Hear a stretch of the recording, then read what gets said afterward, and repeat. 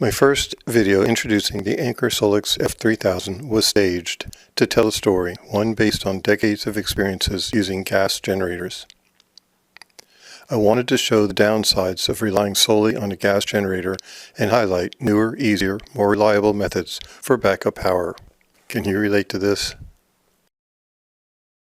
When I moved to rural Maryland 35 years ago, our sump pumps had to run when the power was out and I wasn't home, or else our basement would flood. So in 1990 I built a battery backup system using a trip-light inverter and deep cycle batteries.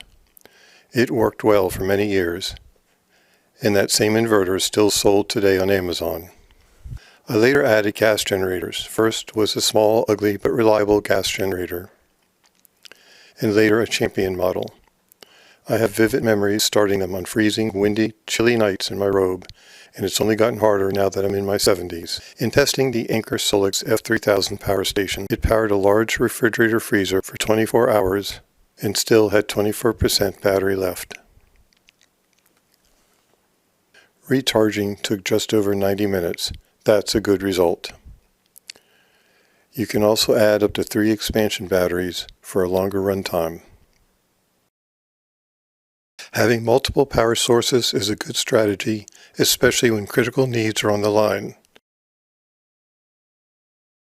Anker Solix power stations need to be recharged eventually. That's doable even when the grid is down using solar panels, gas generator, or other less conventional methods. Power management is key during long outages. Remember Sandy Hook after Superstorm Sandy? After 6 months, only 75% of the area had power restored. A power station along with a gas generator or solar panels is good strategy for outages, short or long.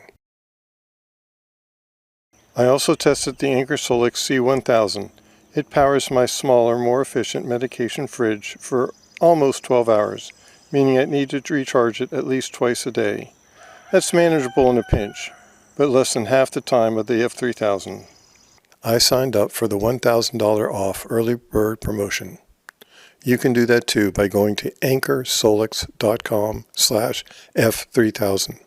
On June 25th, the F3000 can be purchased for $1,000 off, a real deal for a power station that size and quality.